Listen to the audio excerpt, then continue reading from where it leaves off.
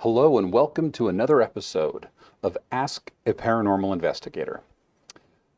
This week we're going to do something a little different. I had run across a magazine in a local drugstore. It was Walgreens, which is similar to a CVS or a Duane Reade or something like that. And this is what I saw. It looked like a very interesting magazine, Ghost Hunting. Now, thinking as I've been thinking that the ghost hunting craze is over because reality TV is tanked so hard. I'm totally wrong. This thing is a commercial for Amy Bruni and Adam Berry of what is it, Kindred Spirits. So reality TV presses on. Now, True Tales of the Paranormal. This is rather interesting. It has world's spookiest places, where spirits live. I thought spirits were dead. Anyway, and the last one, evidence of the paranormal. So I absolutely want to talk about a few of these things. So let's flip through here a little bit and get to that capturing evidence of the supernatural. This is written by Julie Tremaine. Now, it's an interesting article. She starts off with, there are thousands upon thousands of photos that people claim are of ghosts and spirits. The brutal reality. Most of them are fake, either deliberately or by chance. Okay, so if something, isn't real by chance, by misunderstanding, I wouldn't necessarily call it fake, but the fact that she says most of them are fake kind of bothers me because so far I have not seen a single ghost photo that has ever been proven to be true. I've had some that have been inconclusive, but never one that has been proven to be a ghost photo. So, don't know how I feel about that claim. But so the first part of this is okay. It's fairly skeptical. She talks about William Mumler. Now, William Mumler was kind of the guy who started the whole fake ghost photography thing back in the heyday of spiritualism, which was near the beginning of the 20th century is when it really hit big. So let's look here. Now, she goes through this whole thing of, kind of being skeptical about things. And she says, that's not to say all photos of the paranormal phenomena are fake. Well, you already said that not all of them are fake. There's definitely instances where photos really do capture spirits, but you're more likely to record paranormal activity in other ways. So it's kind of interesting because in this first part, she talks about how photography is a flawed medium for capturing evidence and probably not a great way to do it. Well, I agree totally with that. That's really true. Photography is not a good way to capture evidence of the paranormal unless you're talking about documenting the area and looking for changes. Then you're not really capturing paranormal activity, you're capturing activity that then you can try to figure out what it is. But she says, starting out, when you're investigating the paranormal, there's only two things that you truly need: your own senses and an open mind.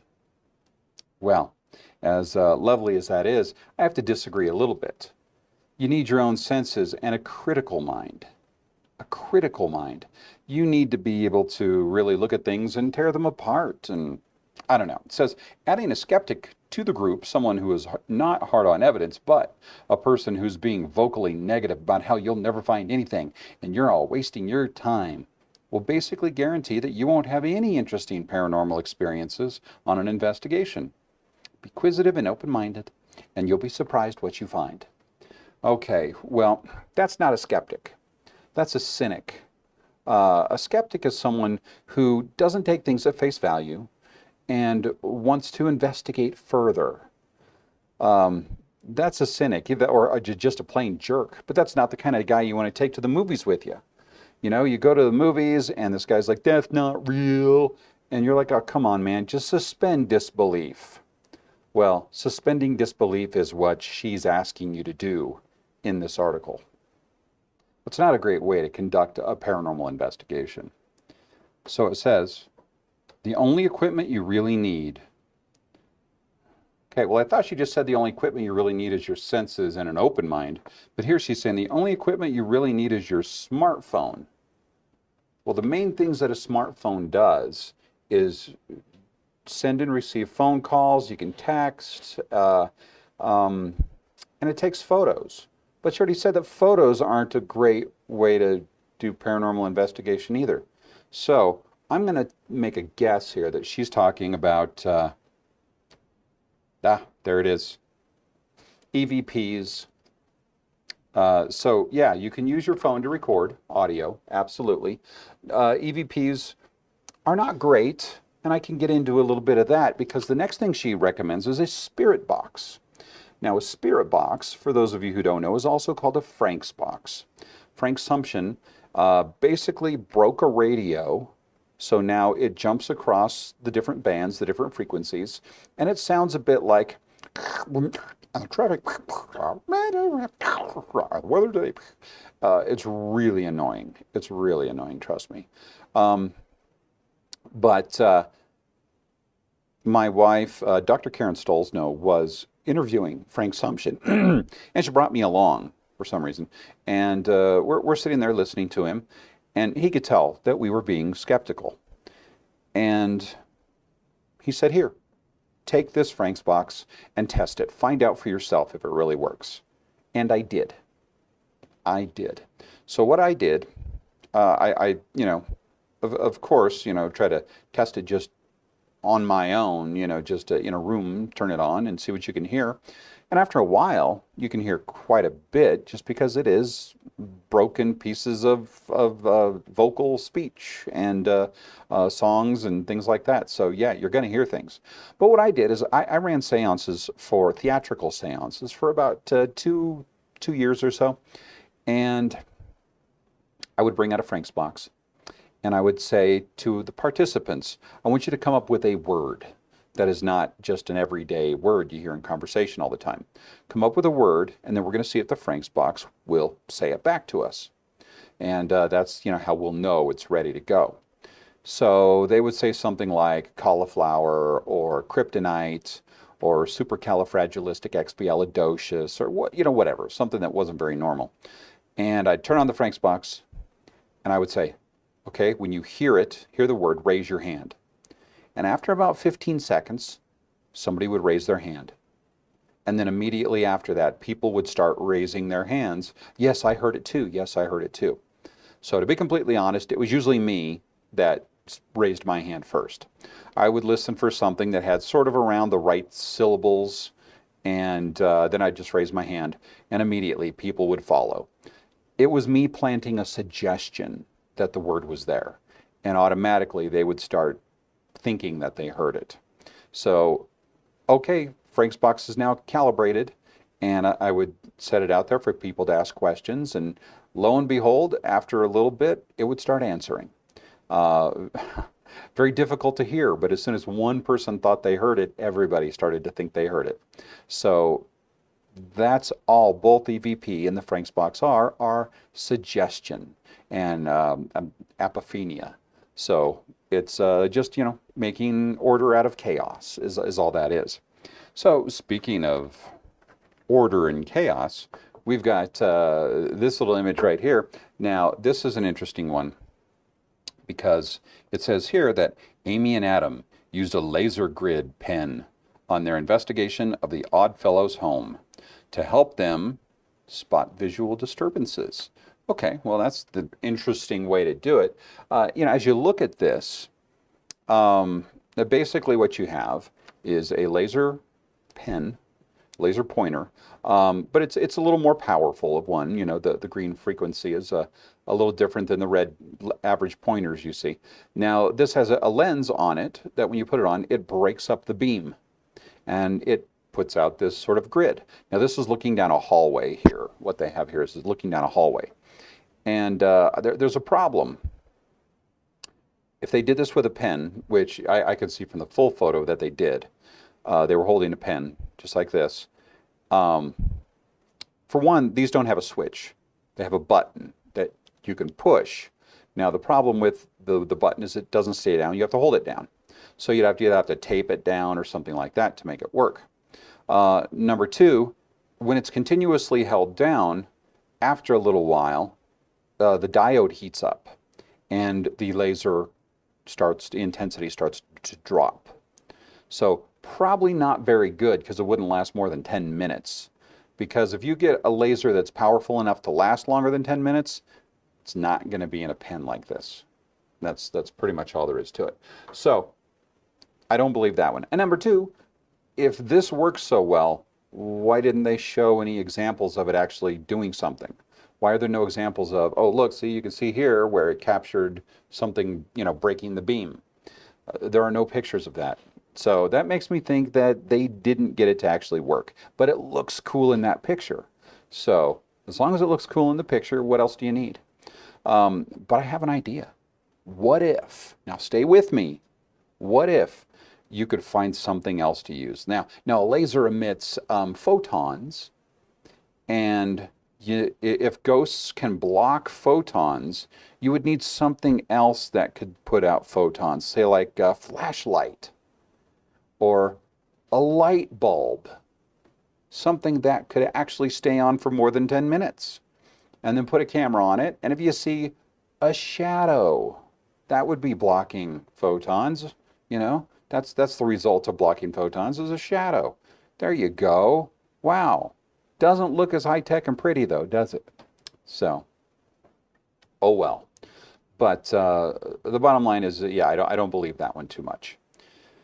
So with this whole thing, I'm a little concerned because it's coming across that all you need to do is read this article. You read this article and you too can become a paranormal investigator.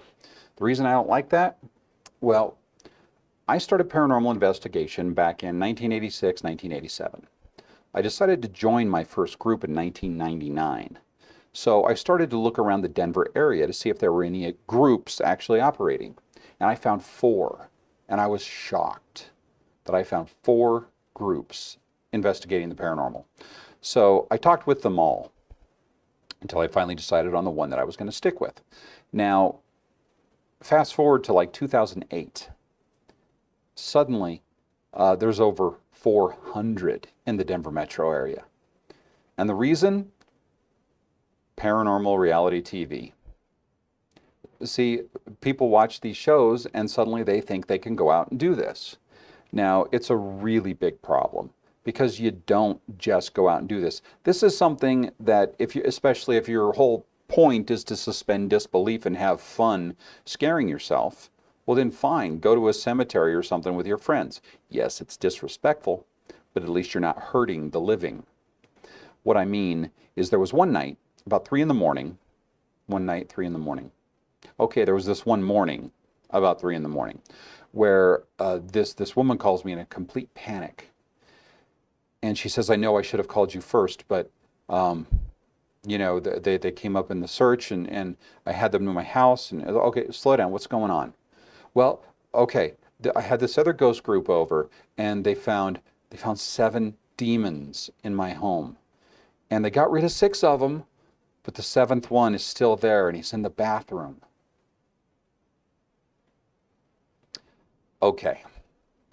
First off, no, the demon's not in your bathroom. Okay, last night you were okay. The night before you were okay. The week before you were okay. Tonight you'll be okay too. Okay?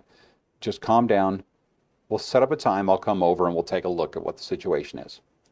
So we did that. I came over and saw that she had taken a selfie in her bathroom, getting ready to go out or whatever. And it's interesting because in the picture, you could see from the window behind her that there were these 2 red glowing eyes looking through the window. Basically photo bombing. Now, the reason they were glowing so much is because the window was frosted. So I went outside on the other side of the window and looked around, and it was a parking lot to a nearby fuel station, petrol station. And so I drove my car around there. So I parked so my taillights would be far enough away that they would both be, coming through the window, so to speak. And I called her up and I said, oh, take a selfie. And then I hit the brake pedal and I held them down. And after a few moments, I came back inside and lo and behold, there was the demon looking through the window. They were just taillights on a car, brake lights. So, a critical mind's really important. Suspending disbelief hurts people. So you don't watch an episode of like House or St. Elsewhere or one of those hospital TV shows and suddenly think you can do brain surgery. Now, granted, this is a little different, but the idea still holds. So the main thing is, if you want to do paranormal investigation, learn what your equipment does when it's not used for hunting for ghosts. Because I can tell you right now, there's not a piece of equipment out there that was designed to hunt for ghosts. And if it was, it's a toy. In fact, you can see on the disclaimers, for entertainment purposes only. So keep that in mind. Now the thing is if ghosts were to actually exist, we would have to know what they're actually made of to be able to detect and capture them. But we don't. We have no idea. We don't even know if they do exist. So having all this equipment shouldn't be used for anything more than documentation of the location, and that's it. The rest of the time you spend trying to solve the claim, not catch the ghost. But I think I'll leave it off there. And smash the like button. Hit the like button, please. Come on, guys. Subscribe. Tell your friends. Let's make this a thing. Come on. Let's all be part of this, this channel growing. And we'll see you next time on Ask a Paranormal Investigator.